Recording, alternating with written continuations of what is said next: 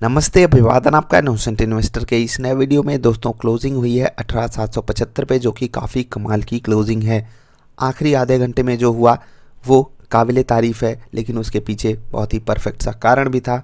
काफ़ी लोग खुश हो गए कि सर आखिरी आधे घंटे में तो मज़ा ही आ गया, मौज ही करा दी निफ्टी ने। जी हाँ, 680 से सीधे 780, या यूँ कहें एक बार के लिए निफ्टी 18,800 के ऊपर जाकर के ट्रेड करने लगी थी, लेकिन क्लोजिंग 18,800 के 25 पॉइंट नीचे हुई, जो कि अच्छी भी बात है। ऊपर के लेवल से थोड़ी बहुत प्रॉफिट बुकिंग आई, लेकिन ये जो अचानक से तेज़ी आई, ये एक तरीके से हम कह सकते हैं कि प्री प्लान्ड थी, और इसी कारण जो ओपनिंग के संकेत आ रहे हैं वो इस क्लोजिंग के हिसाब से नेगेटिव है, लेकिन मेरे हिसाब से ठीक ठाक हैं।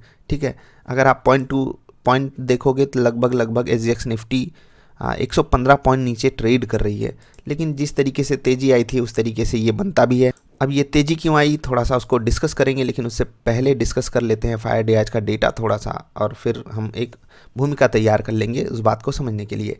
FIDI की तरफ से अगर आप देखोगे 9,000 करोड़ की खरीदारी है, छोटी नहीं, 9,000 करोड़। अगर आप नेट बाइंग वैल्यू देखोगे तो 40,000 करोड़ की है। ठीक है, DIIs ने बिल्कुल नॉर्मल सा ट्रांजैक्शन किया है, लेकिन फिर भी उनकी तरफ से जो सेलिंग आई वो बड़ी आई, 4,000 करोड़ की। ठीक है, FIIs ने इतनी बड़ी बाइंग क्यों की, तो उसके लिए आप ये न्यूज़ ज़रूर पढ़े होंगे कि MSCI इंडेक्स, आपको ना पता हो तो बता दूं, शायद मुझे भी पता है। मॉर्गन स्टैनली कैपिटल इंटरनेशनल या इंफ्रास्ट्रक्चर इंटरनेशनल है, हाँ, मॉर्गन स्टैनली यानी कि एक इंडेक्स है MSCI। आपको ऐसे समझाता हूँ, जैसे कि जब आप किसी इंडेक्स में पैसे डालते हो, जैसे निफ्टी 50 का कोई ETF है, वहाँ पर अगर आप पैसे लगाते हो तो आपका जो पैसा होता है वो एक नहीं 50 स्टॉक्स में जाता है एक साथ।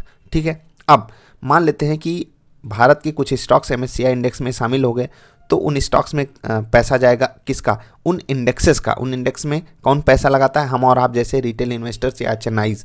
ठीक है, समझ गए। तो ऐसे ही MSCI एक इंडेक्स है, उस इंडेक्स में कुछ स्टॉक्स शामिल हुए हैं, और उस इंडेक्स में भारत एक अलग रोल में आएगा, और इसी कारण FIIs को मजबूरी में पैसे, अब इसको मजबूरी कह सकते हो आप या ज़रूरी कह सकते हो, जो भी आपको कहना है वो आप कह सकते हो, लेकिन हाँ, पैसे अचानक से उसी कारण से जो FIIs हैं उन्होंने डाले हैं भारतीय बाज़ार में, और इसी कारण ये जो स्टॉक्स हैं, एक्चुअली इंडेक्स है, वो इतना तेज़ी से ऊपर गया है। ठीक है, अब FIIs की बाइंग वो ही जाने, वो क्यों किए, कैसे किए, वो सब उनके ऊपर छोड़िए। हमको फोकस करना है अपने लेवल्स पे और अपनी बाज़ार पे। ठीक है, अपनी ही बाज़ार में वो भी पैसे लगाते हैं, और उनके पास बड़ा पैसा है, इसीलिए वो बड़ा मोमेंटम भी ला देते हैं। और हम एक तरीके से ये भी कह सकते हैं कि देखो यार, ये सब चीज़ें कब होंगी, कितने बड़े रूप में होंगी, वो सब हम प्रिडिक्ट नहीं कर सकते, इसलिए हमको इस लालच में नहीं पड़ना चाहिए कि हम काश यहाँ पर ख़रीद लिए होते। ठीक है, कुछ ऐसा करके। ठीक है, जो होता है वो होने दीजिए, उनके पास पैसा है, वो जो कर रहे हैं करने दीजिए। हमारे पास जो भी अपनी समझ है उसका बेस्ट पॉसिबल यूज़ करते हुए हमको आगे बढ़ते रहना है। आई होप आप समझ गए होंगे। ठीक है, तो अभी SGX निफ्टी 118 पॉइंट नीचे ट्रेड कर रही है। ये हैं ओपनिंग के संकेत करंट मार्केट कंडीशन में। ये बहुत ही डायनेमिक डेटा होता है, तो सुबह तक काफ़ी चेंज भी हो सकता है, तो आपको इस पर ध्यान रखना है। स्टॉक्स की बात करेंगे, सिगाची भाई साहब, बहुत सारे लोगों ने धन्यवाद बोला। पिछली बार डांट का असर है, और चलो कम से कम डांट से ही सही धन्यवाद तो देते हो। खैर, धन्यवाद आपको हमें नहीं देना है, टीम मेंबर्स को देना है, जो आपके लिए खूब सारी मेहनत करते हैं, खूब सारी बैक टेस्टिंग करते हैं, और फिर आपके लिए स्टॉक्स अवेलेबल कराते हैं। तो Sigachi one of the best pick थी हमारी। आपको याद हो तो दिवाली पे हमने इस स्टॉक को पिक किया था बाइंग के लिए, और वहाँ से बाज़ार भी चली है, तो बाज़ार को धन्यवाद। लेकिन हमारे स्टॉक ने बाज़ार से दुगना नहीं, 3 गुना भी नहीं, कितना रिटर्न दिया है वो आप चेक करो, आपका दिल खुश हो जाएगा। जी हाँ, बात 1-2% की नहीं हो रही है, बात 100% की हो रही है। दुगना नहीं, 3 गुना नहीं, कुछ और जा कर के चेक कर लेना।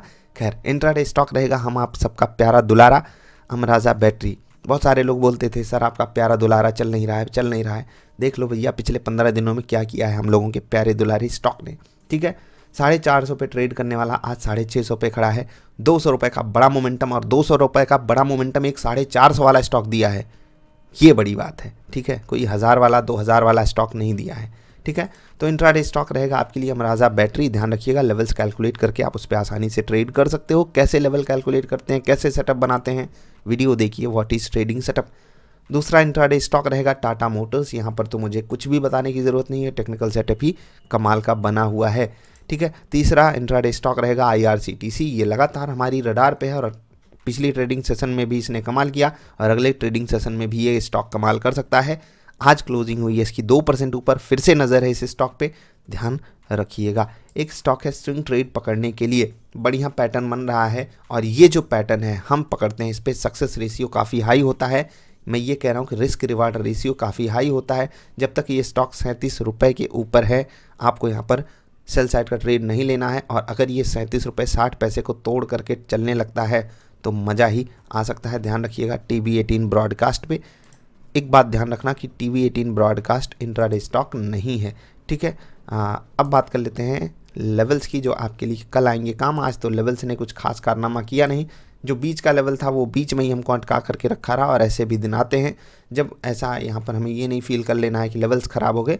होता है कभी कभी। देखो आज बाजार ऐसी थी ना कि वहाँ पर सिर्फ पैसा अपना रोल प्ले कर रहा था। आज कोई कह दे कि मैं ये लेवल प्रेडिक्ट किया, वो लेवल प्रेडिक्ट किया, तो मेरे हिसाब से वो गड़बड़ बात होगी, क्योंकि इतना बड़ा ट्रांजैक्शन कर रहे थे FIIs DIIs, उनके सामने कौन सा लेवल कहाँ काम करेगा। अब आप देखो यहाँ पर बाइंग आने लगी, कौन सा लेवल कहाँ, सब उड़ गए ना हवा में। तो ये भी वाले दिन आते हैं और ऐसे दिन हमको खुद को मतलब एक स्ट्रांग माइंडसेट बना करके हमें रखना पड़ता है कि यार ऐसे भी दिन आएंगे, हमें ऐसे दिनों से लड़ाई भी करनी पड़ेगी, तभी वो बेस्ट डेज़ भी हमको मिलेंगे और तभी हम उन बेस्ट डेज़ को डिज़र्व भी कर पाएंगे। मतलब डिज़र्विंग कैंडिडेट बनने के लिए ऐसे जो दिन आते हैं ना उनको झेलना आना चाहिए हमें, ठीक है। तो तकलीफ़ झेलोगे तभी तो मौज मिलेगी। चलिए नोट कीजिए लेवल्स, ये रहेंगे आपके लिए इम्पॉर्टेंट लेवल्स फॉर टुमारो। ये 18 है, इसको भूल मत जाना। बाकी ये जो लेवल्स हैं ओपनिंग को एडजस्ट करके लिखे हुए हैं, तो अगर कन्फ्यूज़न होती है तो उसको इस हिसाब से दूर कर लीजिएगा, ठीक है। तो नवंबर की जो बात है वो हो गई ख़त्म, अब होगी दिसंबर की शुरुआत। तो यहाँ पर आप सभी को शुभकामनाएं पहले से ही। ये महीना काफ़ी कमाल का होता है क्योंकि हम यहाँ पर सेल्फ रियलाइजेशंस कर सकते हैं और हमको बहुत सारे जो पॉइंट्स होते हैं ना उनको डिकोड करने का मौका भी मिलता है, क्योंकि हमारे पास पूरे साल भर का डेटा होता है। तो आप अपनी ट्रेडिंग जर्नी को एनालाइज करना चाहते हो, अपनी लाइफ को एनालाइज करना चाहते हो, तो दिसंबर महीना वन ऑफ द बेस्ट महीना आपके लिए हो सकता है, क्योंकि यहाँ पर आपके लिए पूरा का पूरा डेटा अवेलेबल होता है।